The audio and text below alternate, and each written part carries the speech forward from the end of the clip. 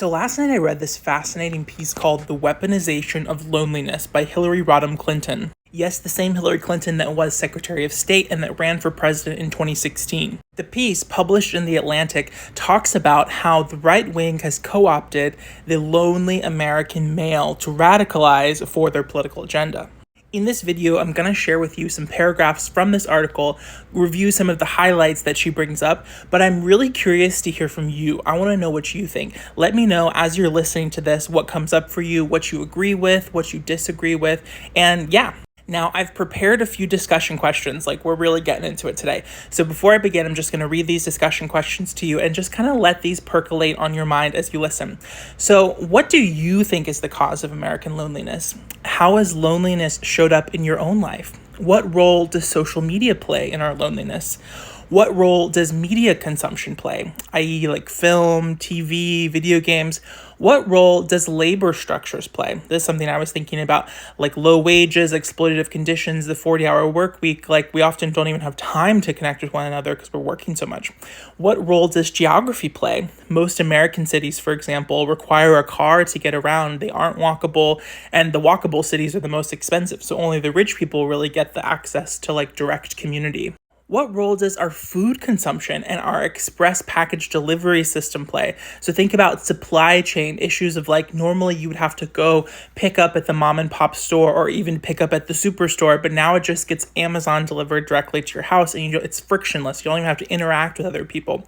What role does changes to childhood freedom play? I was thinking about how when I was a kid, we played outside. Like we would go to the creek and I would muck around with my friends and we would just have so much fun building forts, building little worlds. And now kids like are just online all the time. You know, you read these articles all the time about how like Instagram and these big platforms are just harming the mental health of children because they have phones from the age that they're like little kids. Like I didn't get a cell phone until I was in high school. I don't know about y'all. Okay, what about for my global audience? Do you notice that these American issues that Hillary talks about, are these like things that we're facing in a vacuum, or do you see these things in your countries and communities as well?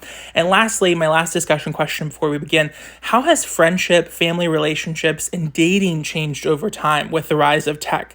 How has tech changed this and influenced our loneliness? What about this is uniquely American, and what of these things are global? All right, let's get into the piece. She says, in May, Surgeon General Vivek Murthy published an advisory warning that a growing epidemic of loneliness and isolation threatens Americans' personal health and also the health of our democracy. Murthy reported that even before COVID, about half of all Americans were experiencing substantial levels of loneliness. Over the past 2 decades, Americans have spent significantly more time alone, engaging less with family, friends, and people outside the home. By 2018, just 16% of Americans said they felt very attached to their local community. An epidemic of loneliness may sound abstract at a time when our democracy faces concrete and imminent threats, but the Surgeon General's report helps explain how we became so vulnerable. In the past, surgeon generals have a crucial moment sounded the alarm about major crises and drawn our attention to the underappreciated threats, including smoking, HIV/AIDS, and obesity. This, Hillary Clinton says, is one of those moments. She notes that the rate of young adults who report suffering from loneliness went up every single year from 1976 to 2019. From 2003 to 2020, the average time that young people spent in person with friends declined by nearly 70%. Then the pandemic turbocharged our isolation. She also notes that she's been thinking about and wrote a book about this topic many, many years before it became a mainstream discussion. In 1996, I published It Takes a Village. As First Lady, I was worried that American life had become frantic and fragmented by many people, especially stressed out parents. Social, economic, and technological trends seem to be pulling us apart rather than lifting us up. We're spending more times in our cars and in front of television and less time engaging in communities. Even back then, this is wild that before smartphones, she wrote about this.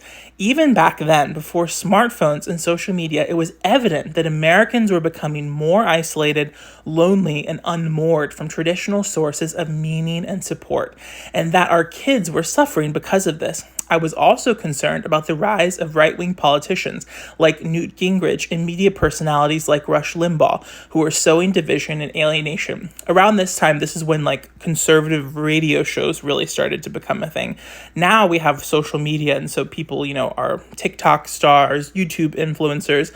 But back then, before smartphones, it was really like the conservative talk show was how these sort of fringe characters really got their day in the sun. Nearly 30 years later, she says, it's clear that the problems I diagnosed in the 1990s ran deeper than I realized and were more dire than I could have imagined. But the prescription in It Takes a Village, putting families first, investing in community infrastructure, protecting kids from out-of-control technology, and recommitting to the core of American values and mutual responsibility and empathy have only grown more urgent and necessary. Does that resonate for you? I really feel like that is so true. I feel like we, more than ever as a culture, don't feel an obligation to take care of one another, which is very troubling. Now, this is really interesting for our high-volume social media users like myself. The Surgeon General points out as well to the crucial role of technology. He highlights data showing that Americans who use social media for more than 2 hours a day are twice as likely to experience loneliness and feelings of social isolation as people who use social media for less than 30 minutes a day. As we spend more time online, we spend less time interacting with one another in person or engaging with our local communities. The more we live in social media echo chambers, the less we trust one another. That's fascinating. And the more we struggle to find common ground with or feel empathy for people who have different perspectives and experiences. That is so true, because the more we're just in our online silos than when we inhabit people either in online or in IRL who have a different viewpoint, we're like, ah! This book she mentions is really interesting too. In his influential 2000 book, Bowling Alone, the Harvard political scientist Robert Putnam showed that American social ties and support networks collapsed in the second half of the 20th century.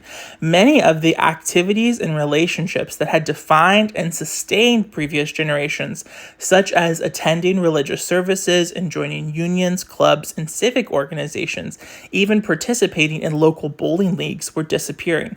Putnam's more recent work shows that these trends have only gotten worse in the early decades of the 21st century, and that they go hand in hand with intensifying political polarization, economic inequality, loss of trust in our government, and a shift in the national attitude from we're all in this together to you're on your own. One of my favorite TikTokers, who also happens to be my best friend, I Understood, talks about this a lot. This shift from the shift from the individual mindset to the collective, and how we can focus less on me, how can I self-optimize myself, and more on how can I build community, how can I think about my community as a part of and an extension of myself, because we really are all in this together, whether we want to admit it or not. Climate change is coming for all of us. Now, the second half of the piece, she kind of gets into the core of her argument about alienation and loneliness. She talks about how there have always been angry young men alienated from mainstream society and susceptible to the appeal of demagogues and hate mongers. But modern technology has taken this danger to another level. This was Steve Bannon's key insight. So I'm almost out of time, so I'm going to just kind of try to summarize instead of reading as much. So she talks a little bit how Steve Bannon noted that in gaming communities, there was just this incel type man who was very, loyal to their gaming communities, and how he really exploited that. And his goal was, how can I turn all of these gamers into right-wingers? She notes that like many, she was too slow to see the impact that this strategy was having. And as she looks ahead to 2024, she's noticing that people that don't believe in truth, people that are, flagrantly disobeying the rule of law, are being elected to office. She notes that this organization noted that 200 local officials across 6 battleground states have taken anti-democratic actions in this last cycle. Oh my gosh, I'm only at 40 seconds. How do I fit everything I want to say? Only Alex Lopez would find 10 minutes to be constraining. Okay, let me think. So I'm just going to include the frames that I prepared, and then you can just pause and read. This one is really funny because so many people felt this about TV and video games. And it's that's so quaint. This is curious. I'm really curious what you think of this loneliness and disconnection means for our democracy and what happens going forward. Maybe I should make a part 2, because I do have a lot to say about the pandemic that she talks about here. and the impact that it had on our loneliness and our political discourse. Okay, I've officially run out of time. You can pause to read the little frames. Let's talk more in the comments.